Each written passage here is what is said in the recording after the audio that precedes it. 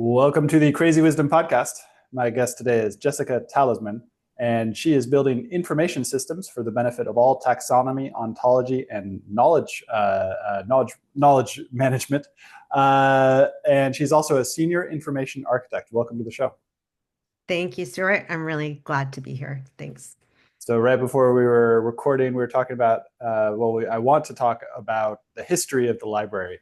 What is the most interesting fact or arc of the evolution of the library? And there was this great book that I read called The Library of Fragile History, but I only got up until the 1500s or the 1600s. What's the most interesting thing you know about libraries? They've flipped. I think this is something people don't realize is throughout the arc or the history of time, because libraries, gosh, go back, we can trace them back 3,000 years. And what's wild is that they vacillate between going public and private. Mm, And that really speaks to the nature of knowledge and, politics and society. And mm, so what I find fascinating is like the most recent in American history, at least, is Carnegie. We can thank Carnegie for creating these public libraries, kind of the common and current version of libraries in our society. And really within the librarian space, like libraries are the last bastion of freedom and democracy because mm, it's a free open space where expression is welcome. People can have community meetings, but there's a lot of learning that happens in those spaces as well, and resources that are made available to all factions of society. mm. So from the kid that needs Wi-Fi access to do their homework to like someone looking for a job to like even homeless. And I think it's that sort of equal playing field. And we see that represented when people want to get their library card. That's a free thing, that's a free service. And an issue so much as like if you don't have a birth certificate, how do you get a library card? Like making things accessible, organized, structured, and equaling that playing field. So. Mm. Uh, I was just recently back in California and I took a tour of the Internet Archive, and they have a Friday lunch where it's open to the public to come and check it out. And I happened to show up in the one 2 weeks after a major cyber attack. And so I got to see the whole organization basically debrief after they had gotten the initial layers secured against the attacker. And it seems like it was a well-funded attack, probably only capable by somebody who has a lot of resources. And then I also learned that a whole bunch of libraries all over Canada had also gone over similar attacks and are still offline to this day. And it seems like there's sort of a coordinated attack on knowledge and information. And that's There how I is. found out about the book. Yeah, I'd be curious to hear your Isn't thoughts. it just amazing, like just the Internet Archive in and of itself? And I mean, I'm just in awe. I'm on the Internet Archive. I've contributed to it. It's a phenomenal project, but what an institution. But what is mind-blowing is, that there's this war on knowledge and truthfulness. Everyone Mm, has their own version of truthfulness, but that's the whole founding principle of the Internet Archive. It was that it was founded as a response to like information and news cycles and the constant like alteration of truth yes. and wanting to archive and document so that again like humans can become we can go to the primary source. That's the idea. Hmm. um, and so these battles, I mean, we see it with book bans even. Like librarians, I know it sounds dramatic, but they're very much on the front line of trying to maintain freedom and access for information. And it's so crazy because growing up in Silicon Valley, surrounded by people in technology, it was always like, "Oh, this is going to be great, freedom of information." The punk ethos that really motivated a lot of people at that homebrew club, the Mhm. cypherpunks, like all these guys were like, "This is going to be amazing. We're going to have freedom of information. It's going to be so much better than past years." But it feels like the years from 1990 to 2000, maybe 2006, and even up until today, like I get these notifications from Facebook where they're going to delete some random thing that I would have to go and store, and like those are a bunch of primary documents, like like that are just going to disappear. And it's Yeah. been that way for 30 years. It's worse than the Dark Ages, right? We're Oh, in, yeah, 100%. yeah. Yeah, that was my first job out of college in the knowledge management space. It was in 1997. Steven Spielberg, in response to Schindler's List, was getting all of these Holocaust survivors that were approaching Wow. him and wanting to tell their story. So he founded the Shoah Foundation for Visual History to document these primary testimonies, to archive them, so that there are these primary sources, so that like humans can decide what that history is instead of it being interpreted for them. Hmm. There were 11 different patents that went with this huge project that was partnered with USC. And still to this day, it was an amazing project because we built these controlled vocabularies and thesauri and Whoa. knowledge graphs. And so you can go now to ProQuest. Some of it's licensed now, and you can look up like children's shoes in Auschwitz, and it will pull up all 2 to 6 minute clips in which that was Huh. talked about by someone who was interviewed or whose testimony is in that huge repository. And then they expanded that same project to cover Rwanda and the Whoa. Serbia.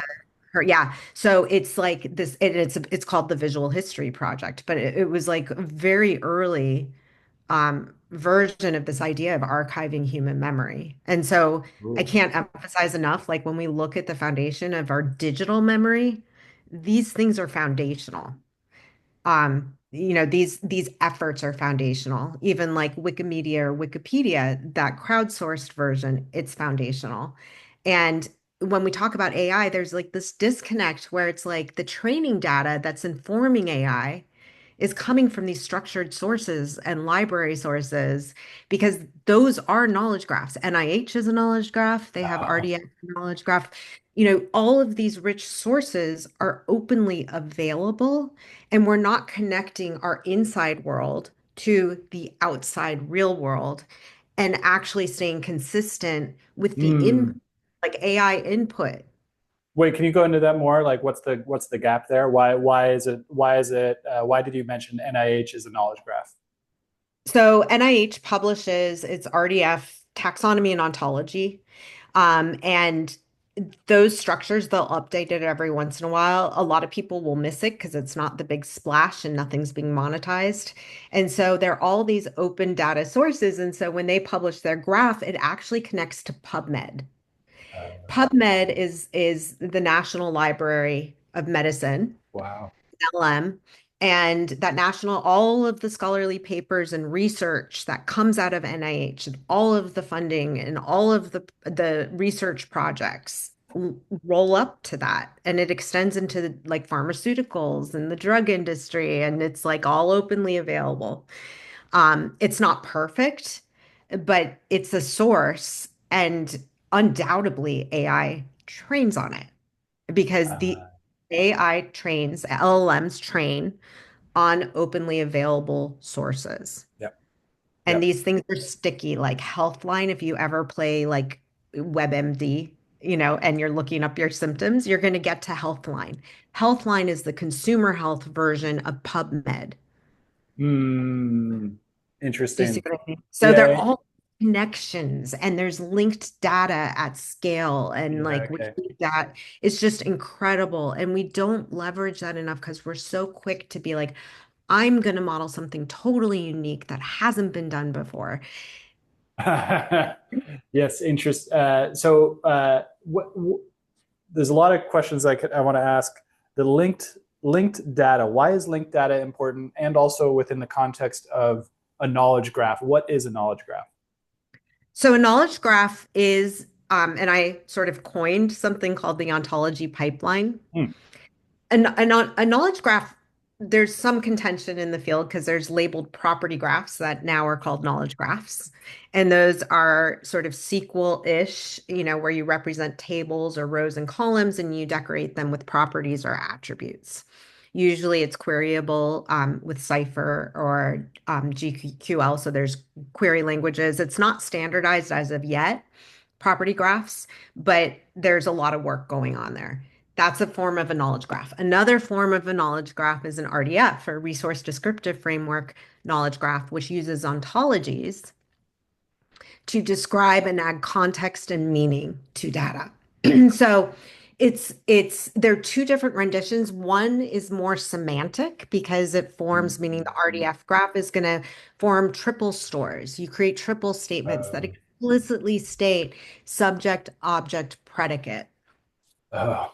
So as Like rather than a database where there's two objects, it's like three different objects because you're also categorizing the linkage between the two. Is that right? the relationship, the Yeah. relationship. So it's usually a descriptive relationship, and that's the difference. It's not Mm. has a or is.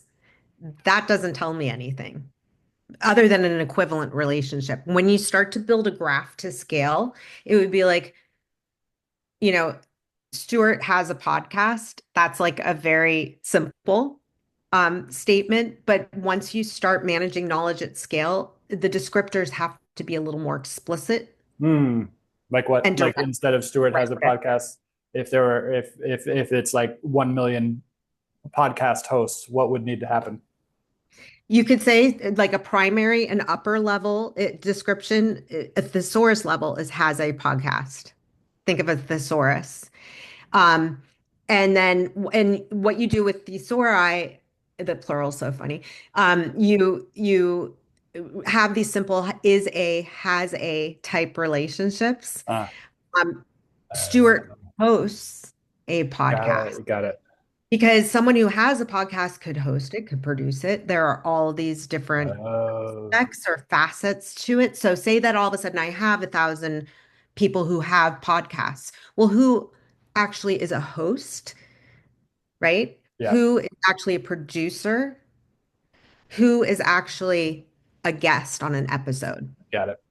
Got And it. so it seems so complex, but like if I were managing like a podcast graph, I'd Yeah. want the differentiation there because there are different roles that you need to represent, which explains like the different aspects of your personhood, who you are, the context and meaning of like what's your relationship to a podcast. You have to be more explicit. And a lot of people get, I will say, I'm realizing more and more, and I've been very quiet on LinkedIn for the past couple weeks because I'm observing quite a bit in this space and realizing that like there's a really interesting kind of dichotomy, or I guess it's not really quite a dichotomy, but it's more of like a tension between the level of effort, the level of human effort and planning and strategy and patience that goes into building a knowledge graph. Yes. Yes. I've heard about this. This is the funniest part because this goes back to Yahoo with their ontologies because their first search system they basically had people manually creating ontologies with a Yeah. lot of hand labor, handcrafted ontologies, and that's still what's necessary, right? AI hasn't Well, changed. what necessary? And you Yeah. asked like earlier back to like Yahoo, that's a perfect like intersection. Is that Tim Berners-Lee, like in 2001, I believe, had his linked data protocol that he published about the linking of documents across the web. That was the for trustworthiness and reliability, which turned into the Google, um, how their base algorithms worked. And so, and Tim Berners-Lee still maintains to this day those principles of linking data. And Hmm. his method and his what's published on W3C is using linked data, using HTTP URI linked data protocols, which aligns with the library science field and which I'm a big fan of, is having these HTTP URI identifiers that establish facts. They become authority sources. So Uh, I don't have the visual, but if you yeah. were on Wikidata, for example, or NIH, there usually is an HTTP or a linked data URI. If you embed that in your RDF, you can manage entities at scale, and libraries are actually moving from cataloging to Hmm. a entity management system because the linked data will open up into a record that is rich with ontologies that describes that thing.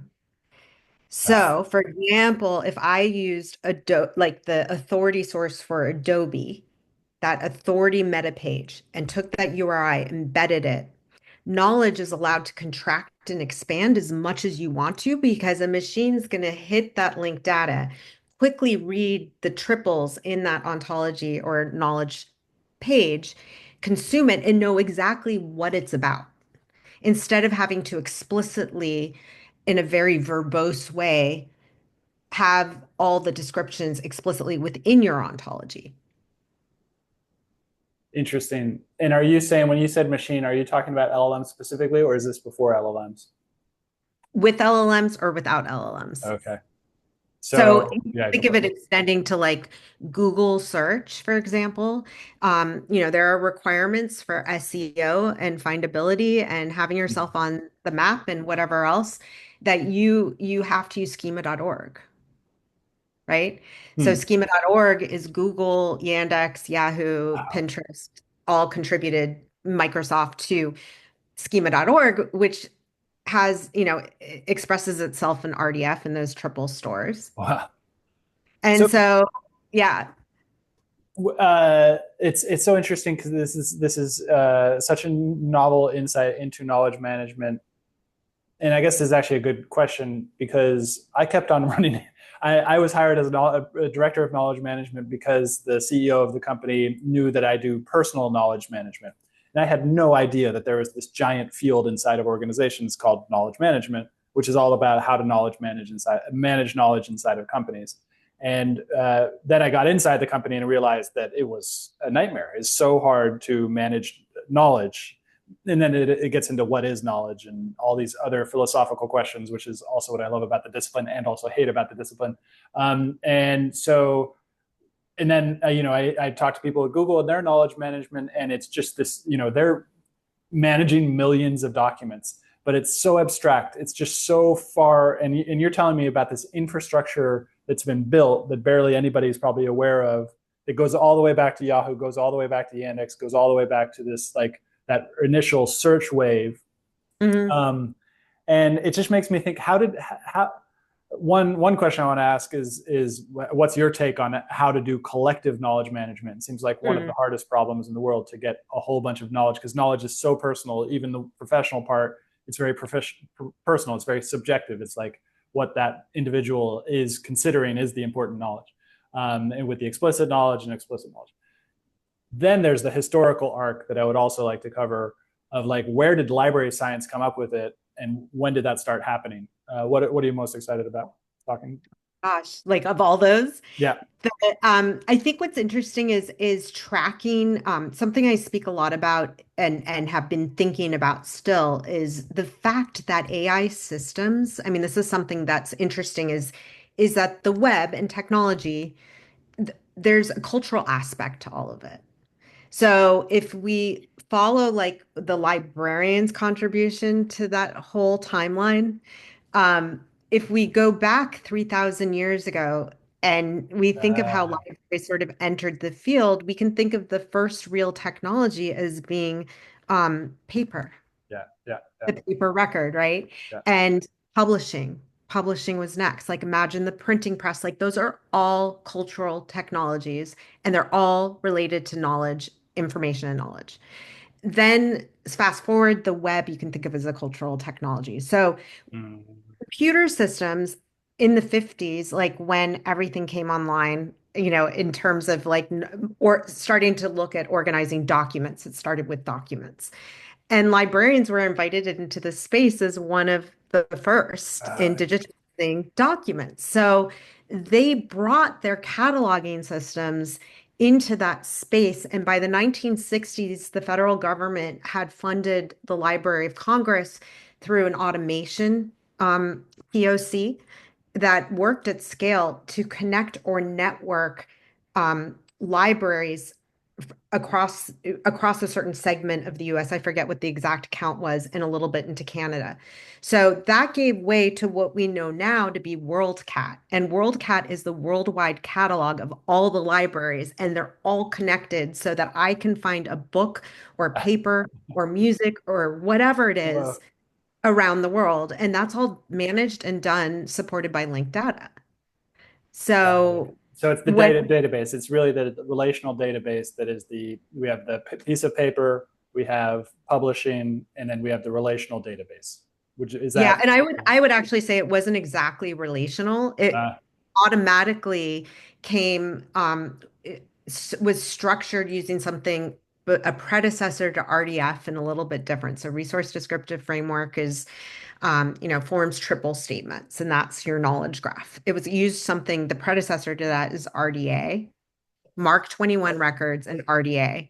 So those bibliographic records, but RDA is resource descriptive access. mm, And then so the one base truth in the continuum, the thread you can pull through in knowledge management on digital systems is the idea of organizing and managing knowledge as a collection of resources. mm, That's the librarian lens.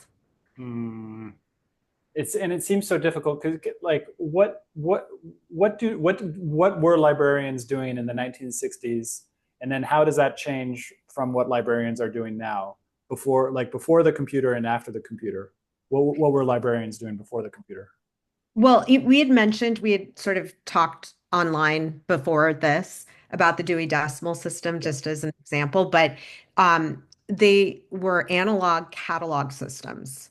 Creating bibliographic records, like many people maybe have never interacted with a card Mm, catalog system, hmm but if you hmm can just imagine that same metadata about a thing or a resource existing on a card, and so you had it organized by subject matter index, person, place. So if you think of going to a bookstore or library, you can search for an author reliably by publisher, by title, Yeah. by Yeah. author, Yeah. by subject Yeah. matter. Those were the first ones. Yeah. And it all follows a framework that was also developed in the 1960s that I think also intended to help to create a framework and a bridge into the digital world at scale for libraries called FRBR, which is Functional Requirements for Bibliographic Records. And it was a way, and it still is used today, to model the information and knowledge landscape for resources. And what's fascinating about it is it goes from work. So the first instance of Romeo and Juliet that Shakespeare wrote is the work. And then you have manifestations and expressions, and Uh, it feels like kind of oh, a hierarchy. So it maintains the lineage so that you'll always have that first body of work, the first copy of Romeo and Juliet, but then the play, the musical, like all of yeah, those yeah, different yeah, yeah. the paperback, the annotated British version, the this version. And so it creates its own provenance web that helps to maintain, again, authority. You can't have authority without provenance if you can't capture the lineage of a thing, of a resource. That's interesting.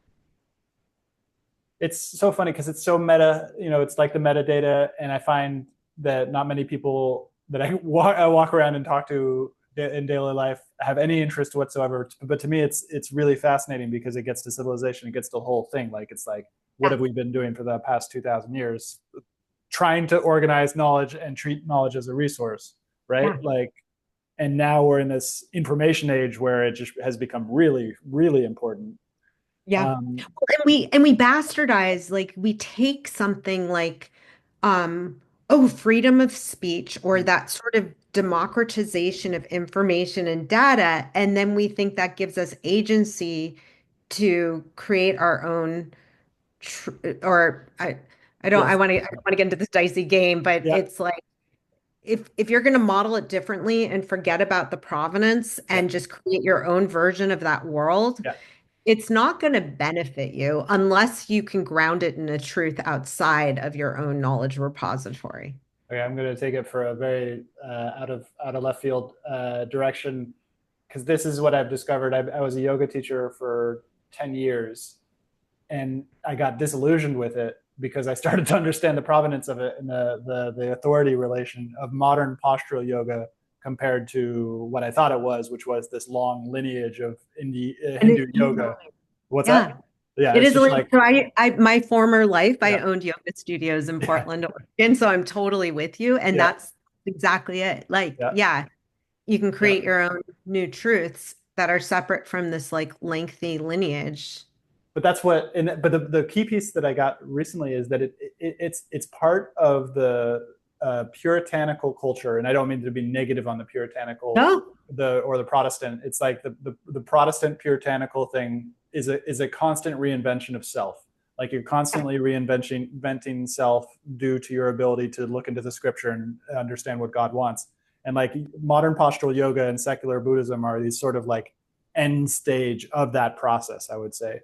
Yeah. But it's created something new that's real, but it just doesn't it's like an illusion. And so many things happen to that like that in the 1800s and the 1900s, and probably a lot to do with the romantics and the postmodernists and stuff like that, because that's what they were doing, right? That's that the romantics and the postmodernists were recreating these things out of the Well, it's a type of Enlightenment. enlightenment. Yes, exactly. Yeah, interesting. Yeah. Wait, go deeper into that. What do you mean by that? So I think with enlightenment, there comes innovation that goes hand in hand. And there's a societal pressure towards innovation that's connected to like monetary reward. Yeah, yeah, yeah, Yeah. And so, I see this and I've yeah. said this so many times. And so I feel like I'm a broken record, but it really does remind me it's like this race to somehow like come up with a net new novel and successful way to just like crack the code and figure out the knowledge problem. And like we can see this in movies like Mm, Indiana Jones or whatever you want to call it. Like there's all these mm. euphemisms and allegories throughout our society of like cracking the code of information or knowledge Yeah, interesting. of having that what was it called in Indiana Jones? It was the Rosetta, yeah, Yeah, the Rosetta yeah, Stone. Yeah. yeah, I can't tell you how many organizations I've worked at that have a knowledge management project called Rosetta Stone. yeah. Yeah. And I mean, not to mention the scroll, all the AI scroll, AI reading the scrolls and everything like that. And in a sense, AI is that. And it's funny because the definition of AI keeps on changing. It's the ultimate goalpost, Yeah. because it's like whenever we can do something, we no longer call that AI, and then AI just continues to be out this sort of, again, it goes back to that the constant reinvention. You're saying something really interesting that got me into a thought of the Enlightenment. Yeah, let's talk about big science, because this is something that I've been thinking a lot about. And one of your posts on LinkedIn or something you commented on got me thinking about all these different ontologies. It was you or someone else just had this giant list of ontologies. It seems like there was something treating knowledge as a resource became really important once big science came around. And once we Mhm. started to have millions and millions of dollars with thousands and thousands of people all doing innovation on demand, because that's really what feels like 1930s to today is innovation on demand. It's no longer a gentleman's science, just some random person going off and doing their experiments and self-funded. It has nothing to do with that almost anymore.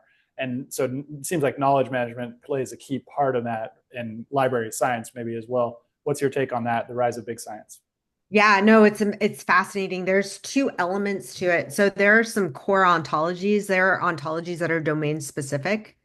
So there's a couple layers to this. And so I'm going to approach it with three different things. The first is a discipline within library science called scholarly communications. Mhm. It's a special type of librarianship that a lot of universities have as at least one role or a team. And it's to break down the walls and silos so that we can create an open network of shared research as an effort towards supporting innovation. And the reason being that it's very wasteful to repeat each other's research or to repeat research. We should be contributing to a collective whole towards innovation and like big sciences and what have you. So there's that part. That goes along with FAIR. You see FAIR out in the space a lot, especially with big science, which is findable, accessible, interoperable, retrievable, which is what RDF knowledge graphs give you. So that again Mm, supports another layer of that. And then you have a really interesting intersection where you have the open data that's accessible to everyone. You just have to know where it is and how to use it. And then you have like the more private sector mm. where they have pretty closed systems that, because of funding and what have you, can actually hide their data. Or, there's some criticism in the publishing space that goes against scholarly communication, which is the publish or perish, the cost to publish Uh, research. So that's like a whole nother effort. is like making research accessible, but also like the publishing model, because publishing has gotten to be expensive, that gave rise to a lot of people self-publishing, and then us not knowing what's the difference between this paper, this research paper. It looks more like a white paper. It's not peer reviewed, but it looks like a scholarly academic research paper. But in fact, it's just like a formal paper that's sort of like hybridy crossing into because of the expense of publishing. Expensive publishing. Can you go more into that? What do you mean by expensive publishing? This is papers. This is not books. This is papers, right? Papers. And so when we're looking at these publishers like EBSCO or ProQuest, these academic Emerald Insights, which is more open, but you will often try an Archivix is the Cornell project where it's open, is an effort in the scholarly communication space. That's an example where there's like this large database that's searchable and semantic, and you can find papers that may be paywalled otherwise, or that were not published by one of the main publishing houses. But for the scholarly publishing houses like ProQuest, like EBSCO, which also happen to be within academic scholarly circles and libraries, those are subscription-based databases, like academic databases that are paywalled, that libraries have to pay for to give access to their students, right? Mm-hmm. And so you have these Got it. monetization Yeah, structures within the yeah. publishing spheres, right? And those have to be monetized, otherwise those streams, how else are they going to fund themselves and continue to publish and build these databases and Interesting. build resilient services? So there's this funny line with like open and closed sources of research and science. It's like how, I mean, librarians are constantly trying to bridge that gap and make scholarly publishing accessible, research accessible. And That goes back to NIH, because NIH NLM, the National Library of Medicine, if you go to PubMed, that's where you're going to find also a lot of scholarly research. yeah, it's really interesting because it's not just a business, and it's not just a scholarly pursuit. It's like a Frankenstein of all of them. And then Yes. there are these like publishers, and but this is what this crazy thing about history is, that there's all these organic emergent types of things that just happen. Like I'm imagining that this system, I imagine all of the things that were set up by these systems, a lot of them probably from universities, and the university was like a really organic thing that happened throughout Western civilization. And then around this time, a big science turns it into this strange connection between government, private enterprise, and academia, and then creates what we have now, which in some ways is very beautiful because we can find all these things, but in other ways is also very, very challenging because of like misinformation. How do you know what's true? There's the element of actual like money going into a lot of the research as well, which changes that because there's an incentive to find a narrative. um, Yes. And and what's crazier is for professors or for academics to maintain their professorships or positions at research positions or whatever, they have requirements to publish. Yep, which is So slop, which is like AI. I wonder how AI is changing that in terms of the ability for researchers to. It's so funny that we created this technology and you can't detect it. You can do positive. You can get a gut check and you can kind of get it, and you can do false positives with all the technology out there, but you can't really tell whether someone's using an LLM when it no, comes and they to. like the Yeah. the cool thing is like the ACRL, American College of Research Libraries, or Consortium of Research Libraries. They have a really interesting framework for the use and implementation of Oh, AI. And one of the principles, the main principles, is no human, no AI.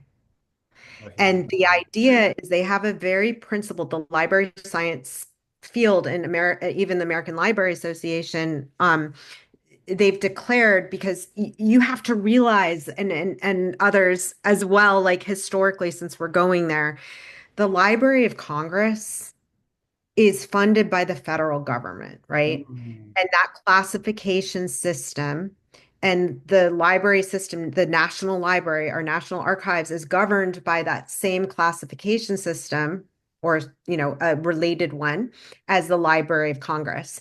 So there's certain areas in space, and this is fascinating to me, is that first of all, you can go to the Library of Congress, you can go to these authority source files or records, and those all exist in RDF triple knowledge graphs. All of the bibliographic and corporate and all of that information is organized in that fashion.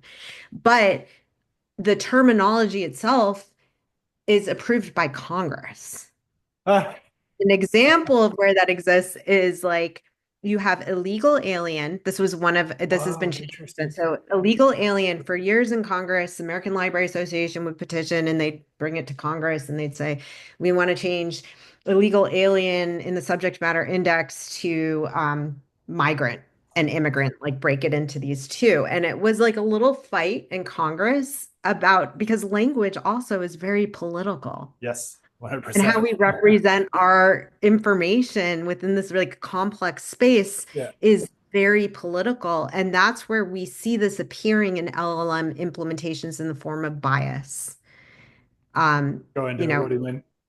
so biases that present themselves in which, someone will end up with an LLM and it turns very racist or anti-Semitic Mm, or presents some discriminatory aspects or tends to favor one gender over another, or, it has everything to do with how people train their yeah. LLMs and the output. And because we are still existing in this world, that's why knowledge management is so important, because what you put in, how you structure your information and Interesting. data, and how you represent it as in general, if you think about it as resources again, it has everything to do with the output.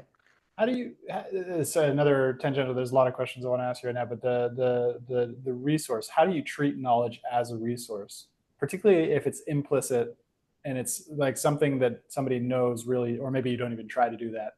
But how do you treat knowledge as a resource inside of a company? With loving care. I mean, like that's like the base value. It's like, or loving kindness. Like Yes. you Yeah. really have to stay balanced, and it's a constant. So that's, I think, the most interesting aspect of that conundrum, where we were talking about in general, the importance of it, but many people approach it as a one and done, or let me automate it. I had someone approach me the other day and said, Interesting. I put this into an LLM. I asked an LLM to create my graph, my RDF graph Yeah. ontology. And it did. And this is the funniest thing, is it structured everything as OWL RDF. So ontologically, it was kind of structured, but it didn't actually have ontologies in it at all. There were no ontologies really. And everything resolved to concept. So Oh, when we're talking about resources, everything without being described, classified, organized, structured is a concept. And a concept is very ambiguous. And that's this abstraction, I think, yeah. is what trips people up a lot in this space, Yeah. is if it's the same thing in a relational database world, everything's an entity. Uh-huh. Uh-huh. Everything's a concept.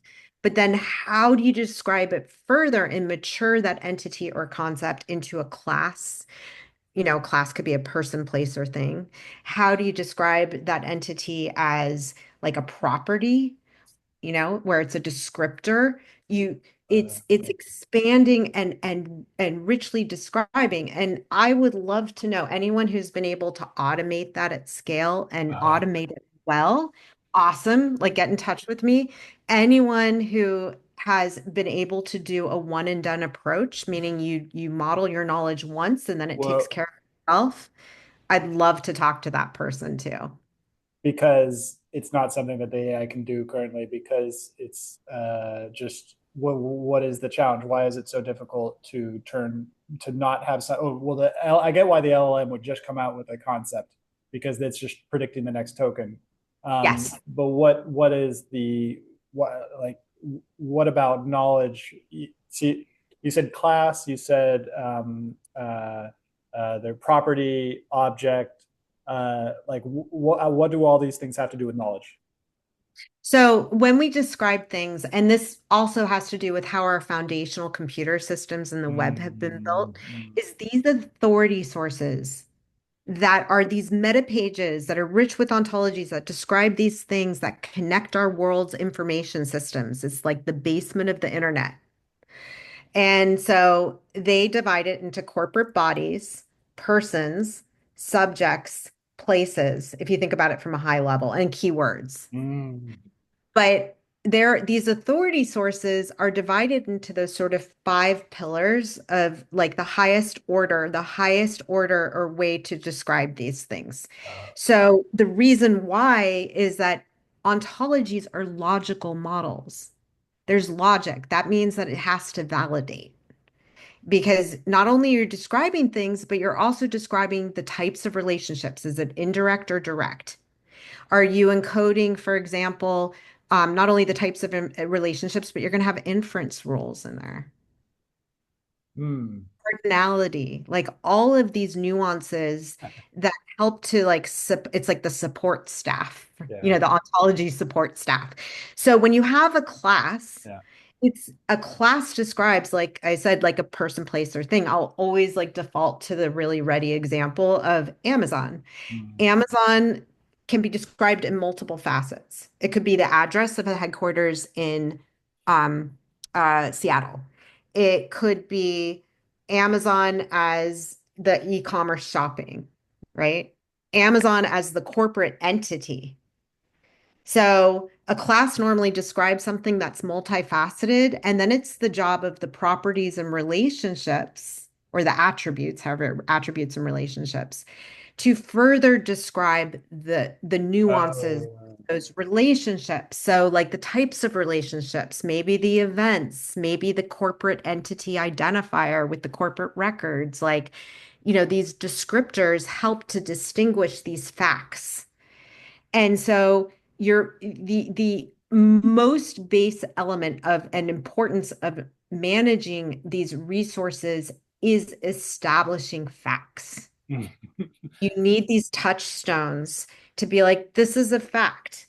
This is an acknowledged corporate document that establishes Amazon as a business and Amazon being a class. And here it is. Here's the linked corporate record. And that linked corporate record is linked to six different countries, corporate library, or not corporate, but national libraries.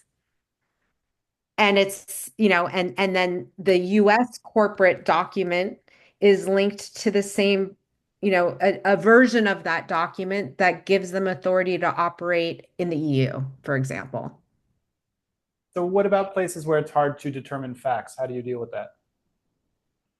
You have to find the base and give me like further example. Like say it's a brand new concept. Here, I have a good Sure. working example. Okay, so Adobe, to be fair, is really good at branding. Cool. They're like awesome at branding. Sometimes our language within Adobe or how we represent things or facts is specific to our internal knowledge structures. I can set and declare those truths or Mm. those facts about Adobe.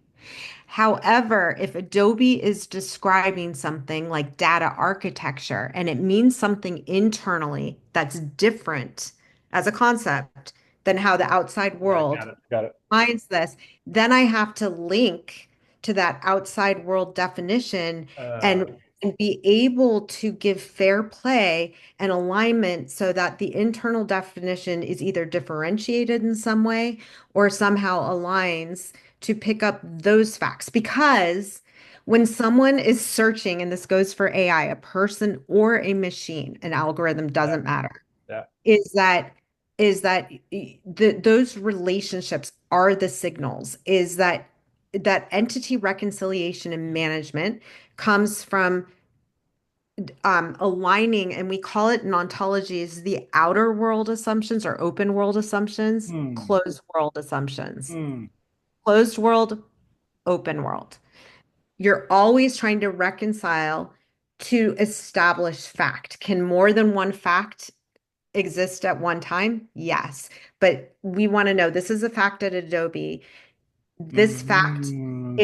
is grounded in some of these concepts, but different in these other concepts. So philosophically, how have you know which ancient or older philosopher do you now think is right after studying so much about epistemology and knowledge? Like, who do you most agree with now? Oh, geez. I would say Aristotle to a Mm, certain extent, but I think that there's different lenses. I mean, Aristotle sort of, I think we can think of as the of grandfather, science. Yeah. right? Yeah. Yeah, yeah, yeah. And so I think to some extent, that exists. Socrates was mortified of paper, right? Because He was he was wrong. afraid, he was afraid that human memory Yeah. would evaporate, right? Which it has. I mean, he's right about Yeah. that. Like, yeah, Yeah. I mean, there's truths that's again representative of truth. We've had the right idea for some time, and that's what's so interesting is it's constantly going to morph. The idea of knowledge and how to manage knowledge is just constantly going to morph and change. I think the biggest issue right now is like technology has throttled knowledge management, and the challenge is keeping pace with yeah. the quickly changing landscape. And that is in and of itself is an interesting problem. Because you Yeah. can't you that's where like does automation work? Well, I can see instances where maybe you can quasi automate, but you can't take the human out of the loop, and it's a constant effort. So one of the most interesting things I learned about knowledge management as the field is that, and you can correct me as I'm wrong because you probably have a better understanding of this, is that it's the last function that they hire for, uh, and then it's the first function that goes away as soon as Yep. there's a recession because it's Yes. so hard to pinpoint exactly where the knowledge management goes towards the revenue centers. What, Yeah. yeah, what's your take on that? That is like maddening to me because I've been in this field for 25 years and Yeah. I've been through that sort of bumpy road. And, first I think it's first of all a reflection of the maturity and the knowledge of an entity.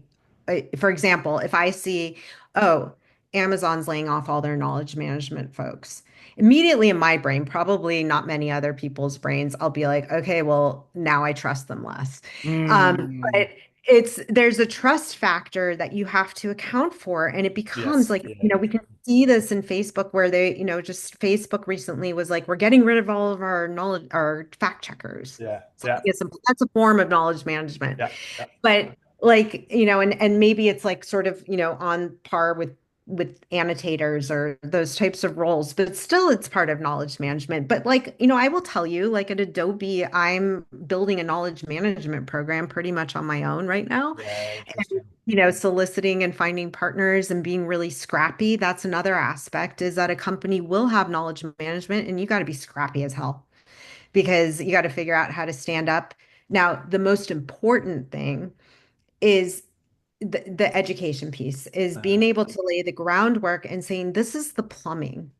You may see benefits and we may not be able to directly yeah. correlate, but this is your infrastructure. It's just as important as your security. Yeah. But Your another security. problem is just the same problem as security because security, it's another thing. It's like when you're building, there's no time for security. The security Yeah. is the thing that comes later. And even when you're doing it, particularly in the information age, it's not secure at all. It's just you're paying the Yeah. guy to come fix it. And now with Yeah. LLMs, there's a whole other layer of Yeah. insecurity. If And anybody's you going to like go for it. machine learning folks, Yeah. like I see these huge knowledge management responsibilities being allocated to machine learning, Interesting. which is fascinating because we have not changed the job roles or our conceptualization of the knowledge management space. We think this is an LLM, it involves algorithms, there's data in there, give it to machine learning. Then you have these machine learning folks that are not looking at the knowledge management aspect, Sure. nor did they ever receive the education to understand knowledge management. They don't know the history. I would argue that you need to know the history to be proficient in the field. The practices, the historical practices that have been iterative and built, you should know as well how the analog system translates to the digital. Like that's something you get so much insight into knowledge management when you actually understand the transition. Here's the analog, and this is how it's represented in the digital landscape. And here's the physical item or the digital item. And you can start to Mm, understand much better in the same way that people reverse engineer things. There has to be this thorough yeah. and invested understanding of how knowledge is created, how knowledge is modeled, and how it's managed at scale. And so that leads to this really interesting intersection of, that I think where we are right now is everyone's scrambling to figure out what are the job roles? Yeah. What kind of team do we have to build to have resilient and reliable knowledge management for LLMs or AI systems, Yeah. And it's not right? knowledge management for humans anymore. Because first there was no other option. You just had knowledge management for humans. Then you Yep. had the IT department take over more and more influence and weight until all companies have now become IT companies. And now we have Yep. another layer of intelligence that we actually have to start designing systems for, even though we won't interact with them. It'll just be the system itself. But the part you said about the jobs is really interesting because it's like the developer jobs definitely feels like a lot of development jobs are about to go away, which is ironic because they were the ones in San Francisco for the past 10 years sitting around thinking, oh, those artists are going to go away, or those Yeah. although all those things are going away, and it's the only non-hyped part of AI right now. Like everything else is pretty hyped. Like it's not a very good writer. It does art, but it's all derivative. Music, it can do some good music, but you have to do a lot of them. But the programming, it's like that one is changing significantly, and I wonder Yeah. if there's going to be a lot more people hiring to do ontologies with those. And in a sense, the RLHF, reinforcement learning through human Yeah. feedback, Yeah. is knowledge management as well. It That's is. what I'm It is. I mean, that's one approach, and that's a really interesting approach. And I've worked, alongside and with systems where we're able to do concept discovery, for example, and integrate into Mm, an existing taxonomy. Because, like, the whole idea in knowledge management, and I think this is where people get hung up, is like, it's laborious. yeah. It's not easy. It's Yeah. word math. Yeah. That's what's Word math. it is word math. I mean, Yeah. the semantics, there's logic in the way that you shape and form your Yeah. base Interesting. structures and your categories. I had touched on this or messaged you about this, where I'm thinking about one of the areas that we're struggling in that I think is a really great way to understand or see the output or benefit of knowledge management is an AI system memory, Yeah. Yeah. computer memory. Yeah. And so, while there's a pretty direct correlation between human memory and machine memory, there's hierarchies, there's decision trees, there's category structures, there's Mm, relationship and context. And so we start by just having a controlled vocabulary. It's that simple. And mm. going from That's controlled hard. That's really hard. so hard, right? And then you go from controlled vocabulary to taxonomy, and that you use an ontology, an upper ontology to structure parent-child relationships like SCOS, which is simple knowledge ontology system. Then that taxonomy becomes a thesaurus if you choose, which is like a little bit of a mid-level ontology that has associative matching and direct relations. And then you mature it further with ontology, a middle to lower weight ontology that starts to really express and manage the knowledge at scale with interconnected relationships and that logical reasoning system.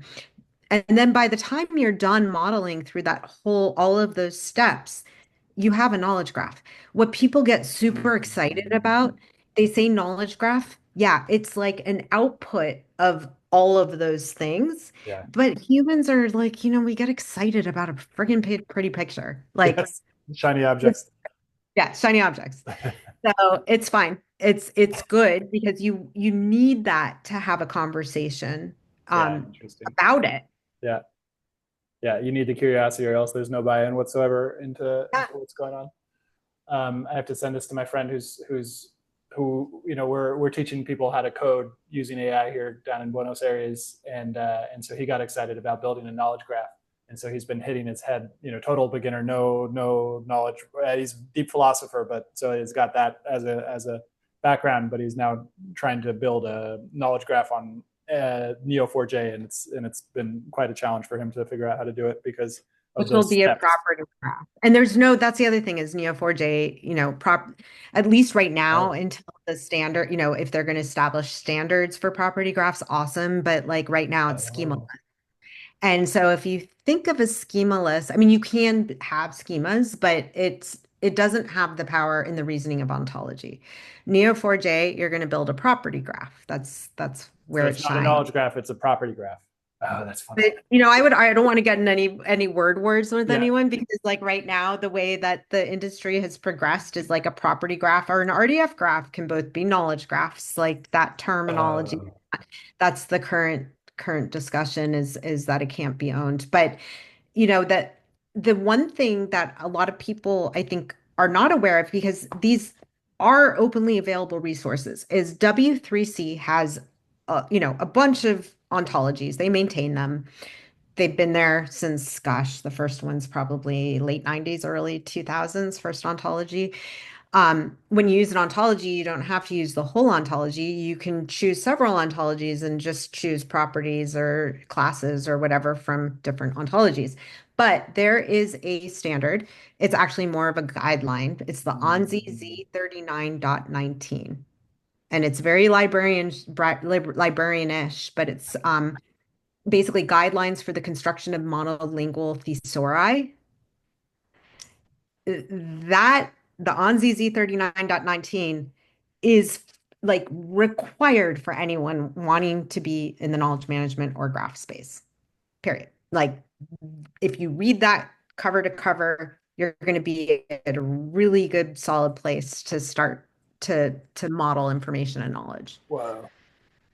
Yeah, because that's the big takeaway from this interview. It's essentially very difficult to build the knowledge in the first place. That it's like, or to what you just said, and I'm now blanking, but it's like there's this essentially process that needs to be done to model the knowledge, and Yeah. that process is laborious, as you mentioned. Yeah, and I think it's silly. The one thing is the humility we bring to it is guess what? Like this is like all of the codified knowledge. Now, if you build a knowledge system, for example, wouldn't it benefit you to connect and be able to support interoperability between your knowledge system Mm, and the outside, what's mm, already been modeled and what AI has been trained on? Like, why wouldn't you? Because you're yeah, going to invent something new, net novel that somehow is going to change the whole knowledge management space. Good luck.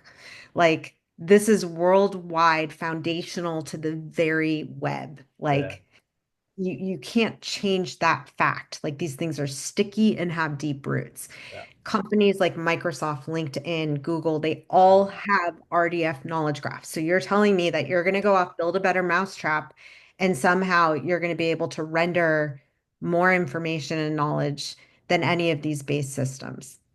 It's interesting And how yeah, yeah. And that goes back to the open data question, which is that, we have to have grounding in fact or truth in some form or fashion. And we have to align with the real world. Otherwise, But we got Gnosticism coming back, so there might not be any real world. A lot of people are coming back with that. Well, thank you so much for coming on the show. How can our listeners find out more from you and more about you?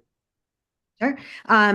So you can find me on LinkedIn. I think that's probably the easiest place. And I have a bunch of different podcasts and presentations. I present at different conferences. I'm going to be presenting next week at the MLOps Community Conference, AI in Production, which should be pretty interesting. It's all virtual. But that's And you sort get of and you have a podcast too now as well, right? yeah, we're just doing a monthly podcast. It's called Data Commons. So we are going to be inviting guests on who are foundational to the open data community because so many people don't know these resources exist. We wanted to focus, myself and Andrew Padilla, we're working to help to support surfacing these resources so that we can have a richer and more aligned knowledge management community. Cool. Thank you so much. Thank you.